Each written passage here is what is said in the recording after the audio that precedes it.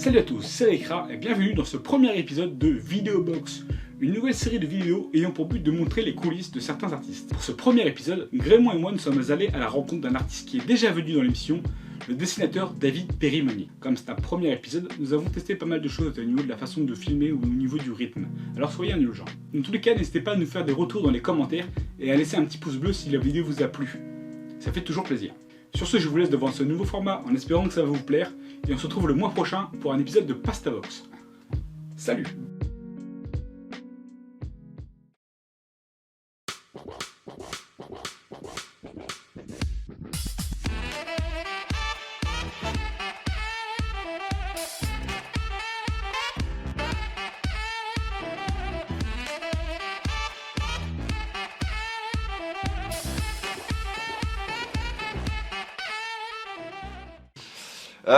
Bon bah c'est parti, on y va alors. Ouais.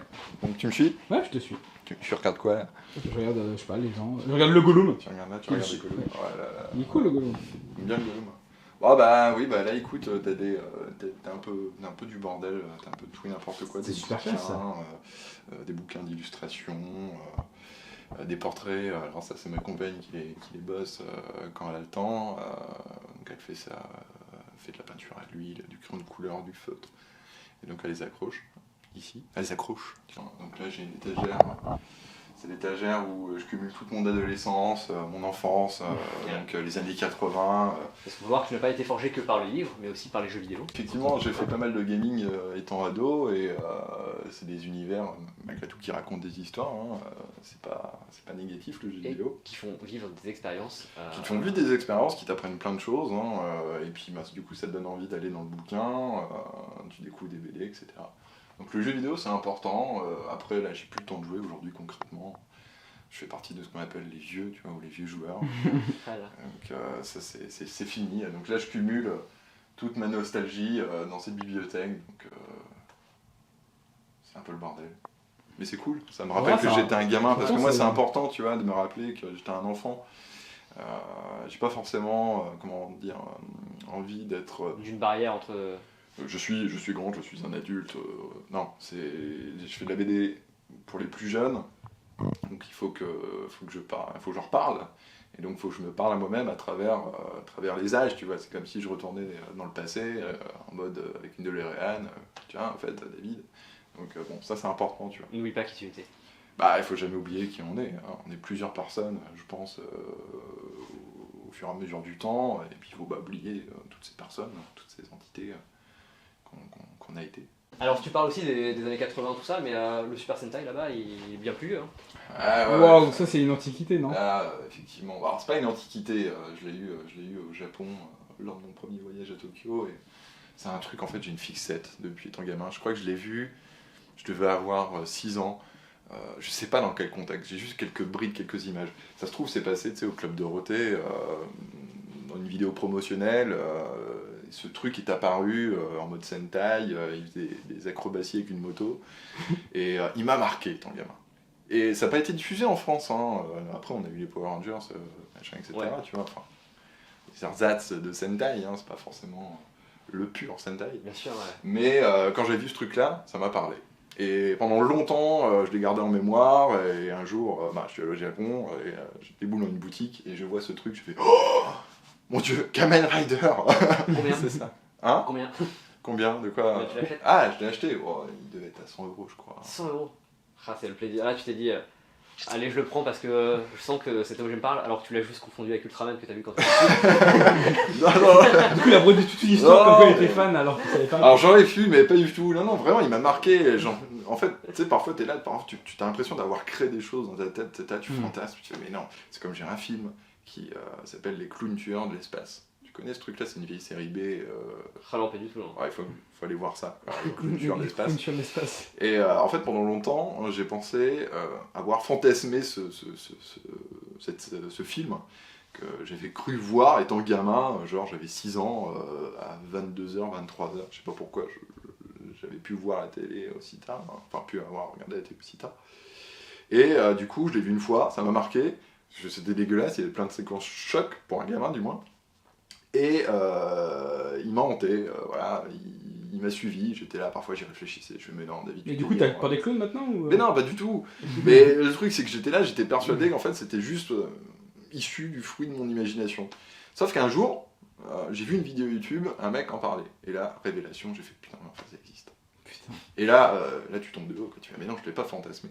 Donc lui, c'est pareil, tu vois, c'est quand je l'ai vu, je me suis dit, oh, putain, il existe. En fait, ça t'a rappelé un truc, qui t'a débloqué un souvenir dans ta mémoire qui te dit Ouais. en fait ça existe. C'est Ça vient pas d'un rêve ou de. Non, mais tu peux t'imaginer, tu sais, ce genre de truc. Tu dis, bah non, c'est dans ma tête. Et puis en même temps, tu fais, mais non, en fait. De toute façon, le souvenir est assez lointain pour que ce soit assez flou et pour ne pas savoir vraiment. Ouais. Ce truc-là, ça passait 5 minutes, 5 minutes en promo au Club d'eau, et puis ça m'a marqué pendant très longtemps. Donc du coup, fatalement, il doit y avoir une raison.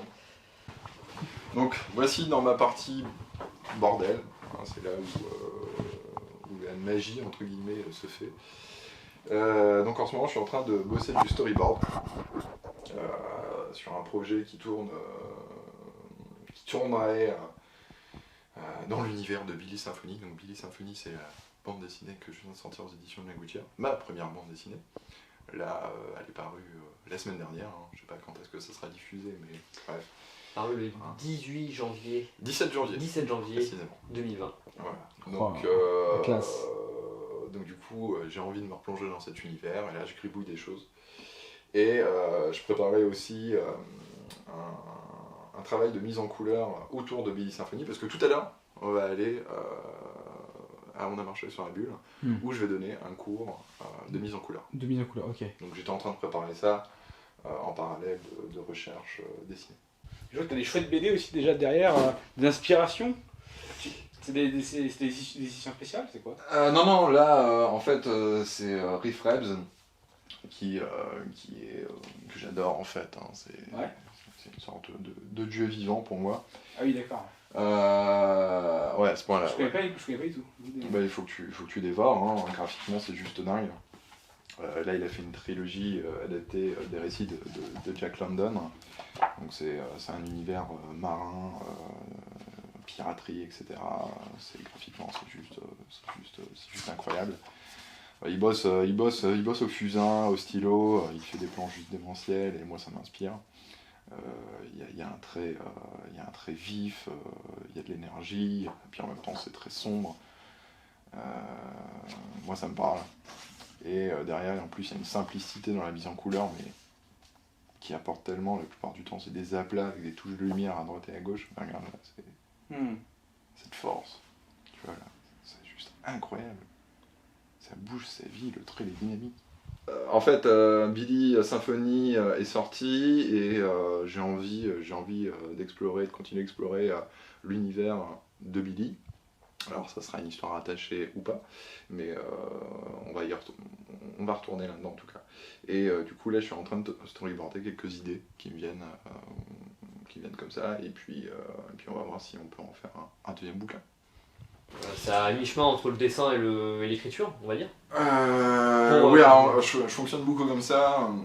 Je vais faire des notes écrites, mais parfois je vais m'embarquer en fait dans une séquence dessinée. Ça sera beaucoup plus clair pour moi. En plus, je fais de la bande dessinée muette, donc du coup, c'est plus les actions qui comptent qu'au final les dialogues, concrètement. Donc pour moi, c'est plus simple de faire effectivement un petit creux-barre dans lequel voilà, je vais mettre mon plan d'action avec mes cases, les effets de mouvement, mes personnages, etc., etc. Je compose en fait. Ok. Et donc une fois que je fais ça, ça me permet concrètement, si besoin, de pouvoir corriger très vite ma séquence, rajouter ou supprimer des choses, calibrer correctement. Et une fois que j'aurai fait l'entièreté de mon storyboard, je vais scanner tout ça, je vais le mettre sur un PDF et j'irai le soumettre à l'éditeur pour qu'il puisse le lire de son côté et me dire s'il souhaite faire un deuxième bouquin avec moi en fait. Ça va se goupiller un peu comme ça, je pense. Un petit carré qui représente un peu la maquette du livre en soi.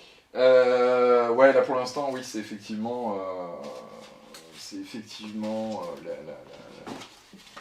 la première lecture du livre. Donc sous forme de storyboard, donc à chaque fois je prends une feuille, je la déchire, ça fait une page. Ça me permet de lire au propre, voir si tout fonctionne, tout s'imbrique bien, le tempo, etc. Et encore une fois, là, je peux revenir dessus, je peux corriger, etc. Du coup, tu travailles sur PC aussi. Ouais, je travaille sur PC. Ouais. Alors ça, c'est pour la mise en couleur, parce que Billy, c'est une couleur numérique. C'est pas de l'aquarelle, c'est pas... Parce que certains m'ont demandé justement si c'était de la couleur directe. Non, c'est que du numérique. Donc là, concrètement, comme je vais faire un cours de couleur numérique tout à l'heure, je vais pouvoir montrer les différentes étapes. Tu vois, Ta mise de calque. Avec tous les calques, effectivement. Voilà. Alors tout ça, c'est plusieurs calques superposés qui permettent de créer la magie. Voilà, donc l'idée tout à l'heure, c'est de montrer un peu tout le processus. Et donc du coup c'est bien parce que ça me permet de retourner encore une fois dans Billy Symphony, vu que je suis en train de gribouiller de nouveau dans cet univers. Donc voilà, ça me permet d'apporter encore un peu plus de... comment dire... de choses pour m'immerger dedans, réfléchir. Ok. Ouais, c'est ton univers, tu replonges dedans. Oui, bah, j'aime beaucoup, à la base, Billy Symphony, c'est un one-shot, hein. Et puis, bon, je me dis, est-ce qu'il y aurait d'autres choses à traiter, tu vois. Donc, voilà, c'est pour ça, là, je reste un peu évasive, je veux pas trop en dire, parce que, de toute manière, c'est qu'une idée qui est en ce moment qui est en train d'être travaillée. Donc ça se trouve ça va foirer, ça sera pas bon, ou peut-être que je vais partir sur un autre projet une fois que tu seras parti. Voilà, peut-être que ça va. Peut-être que les idées que tu auras découleront sur un autre univers finalement. Peut-être, hein, parfois ça peut être ça. Donc non, pour l'instant rien n'est arrêté, c'est juste des idées, et puis ben elles viennent que pourra, hein, maintenant.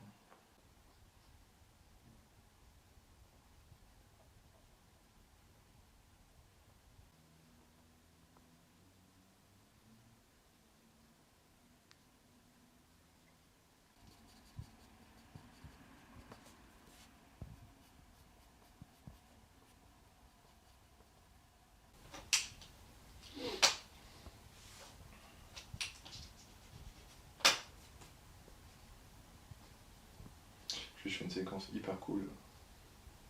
Enfin, C'est quoi? je pense qu'elle serait cool à dessiner si je la dessine. C'est un peu ces séquences hippiques, un peu western, où il y a un personnage qui a une sorte d'allure, et il a été un peu, comment dire, malmené pendant un petit temps, et là il peut se révéler. Là. Ça peut donner quelque chose.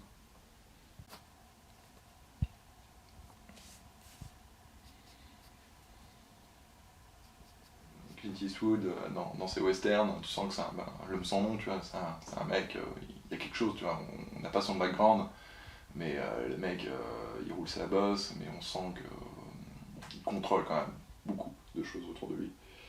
Et ouais, mon personnage que je suis en train de dessiner me rappelle un petit peu Clint Eastwood, tu vois. Donc c'est un fantasme aussi de dessiner ce genre de séquence. Bah après je suis assez cinéphile, donc ça m'évoque bien sûr des séquences cinéma avec la musique et tout ce qui va avec. Donc, quelque part tu essayes de remettre un petit peu en place certains codes qui te sont propres, que t'as mangé dans un film. Les codes qui t'ont construit aussi un petit peu, qui t'ont nourri, ouais, comme tu dis, que t'as mangé. Oui, parce que le cinéma et la BD en même temps sont très proches, hein. Je veux dire, le cinéma ou l'animation, c'est la pellicule qui défile, alors que la BD, c'est juste des images clés qui sont arrêtées, tu vois. Il faut juste choisir les bonnes séquences qui vont permettre de traduire une émotion, une action. Et ça, tu peux le restituer en BD, sans problème.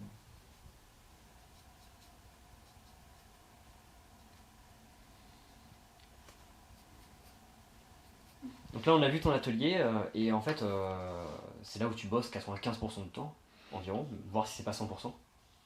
Oui, on va dire 95%, 90%, allez. Mais du coup est-ce que tu arrives à concevoir de tout le temps être chez toi et de devoir bosser dans ton... Bah, parfois j'ai besoin de sortir parce que c'est vrai que je suis un peu ermite, hein, tu vois. Donc non, il y a des moments où où j'ai besoin de m'aérer. Alors là, c'est pas le cas, mais on est en hiver, mais l'été, c'est bien d'ouvrir la porte, d'aller faire un tour, où j'ai une courette, je vais m'asseoir vite fait dehors, pour essayer de reprendre de l'oxygène d'une part, et puis après, le soir, tu vas voir les copains, tout ça, machin. Donc, non, il faut quand même rester sociable, hein, parce que sinon, c'est chaud après. C'est un petit peu commun à plein d'auteurs de bande dessinée. Ah oui, la plupart grattent en ermite, hein, je veux dire, celui qui est dans une montagne, dans sa maison campagnarde, en haut de ses plaines, ou je ne sais pas, tu vois, ça doit être dur. Hein. Après, il est à la campagne, donc il sort, il va dans les champs, où il grimpe sa colline. Mais enfin, moi, je sais que j'ai besoin quand même d'un contact humain à un moment donné. Donc, oui, c'est obligatoire pour moi, malgré tout. Après, j'aurais aimé bosser avec des gens, ce genre de choses. Enfin, je l'ai déjà fait en partie, mais je me rends compte que je vais être un peu trop sociable, et du coup, je vais parler, et du coup, je vais pas forcément avancer. Donc, je m'oblige, si tu veux, à mettre entre parenthèses pour me concentrer, ce qui permet d'avancer, d'une part. Et puis, allez, je me réserve dans une seconde partie les moments de sociabilité avec les copains. Qu'est-ce que c'est que ça? Alors ça, c'est les Animouraï. Donc ça, c'est un tiret. Ouais, c'est un tiret à part. Attends, je te montre, attention, énergie. Oh mon dieu! C'est un dépliant. Bon, toi, Grémont, qui est cinéphile, hein, ça doit te parler, les Animouraï. Alors, ça me parle, mais ça a surtout parlé à Manu. Il l'a pas vu? Ouais, C'est vrai? Non. C'est vrai, c'est un de mes films préférés, personnellement. Ça, je sais que c'est un de tes films préférés, les 7 samouraïs. Donc oui, effectivement, c'est un petit hommage graphique aux 7 samouraïs. Donc ce n'est pas des humains, mais des animaux. Je suis très fan des 7 samouraïs. C'est trop bien. Et ça, c'est une création graphique, hein, ni plus ni moins. C'est-à-dire que je l'ai fait il y a 2 mois, 3 mois. Je m'étais arrêté sur un long travail de couleur. Et je voulais redessiner. Comme j'avais pas dessiné depuis un certain temps, j'avais besoin de me réentraîner. Et donc du coup, j'ai choisi une thématique pour me détendre. J'ai commencé à faire celui-ci, qui est l'ours mal léché. Je l'ai posté, ça a plu, je me suis dit, oh, allez, on va en faire un deuxième, un troisième, puis bon, au bout d'un moment, je vais faire les 7, hein, sinon ça serait bête de pas aller jusqu'au bout. Devait être en noir et blanc, puis finalement, je les ai mis en couleur, et une fois qu'ils étaient en couleur, des gens font, ah, mais j'aimerais bien l'avoir et tout. Ah, c'est trop cool. Donc du coup, j'ai fait, ok, allez, je vais l'imprimer. Donc je l'ai imprimé sur un accordéon. Alors ça s'appelle un porello, pas un accordéon. Enfin, c'est David François qui m'a dit ça, il faut retenir. Je sais plus le terme exact. Mais voilà, du coup, si tu veux me l'acheter, il m'en reste encore quelques-uns. Putain, évidemment. Très bien. Quinzaine d'euros, petit instant promo, tu vois. Comme ça, tu peux exposer tes animaux chez toi. Comme ça. Ah, super. Ok. Très bien. Ouais, alors Akira, que vous soyez féru de manga ou pas, lisez Akira. C'est une pièce fondatrice à mon sens, déjà de mise en scène. L'auteur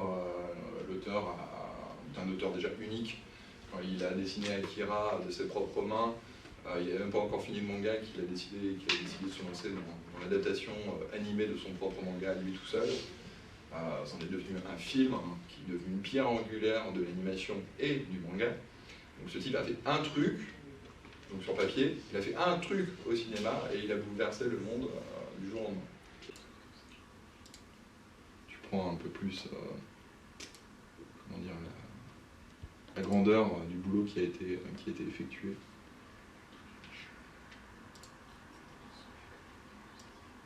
Là c'est une bourrée de train, quoi. En fait là, la feuille blanche, elle est uniquement sur le visage. Ailleurs, voilà, c'est la trame. Il est juste gratté ici pour faire un effet de lumière. Et c'est tout. Ici, en France, en Europe, je veux dire, il y a quand même un privilège de pouvoir tout contrôler, de se faire plaisir, de gérer soi-même chaque étape. Bon, si on le souhaite, bien sûr. Mais au Japon, le mec qui est spécialisé en arbres, qui fait que des arbres toute sa vie, chaud quoi.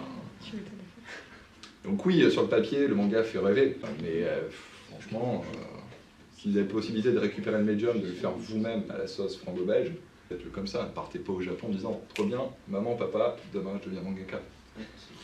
Non, mais... Autant aller faire un voyage en Corée du Nord, c'est plus sympa.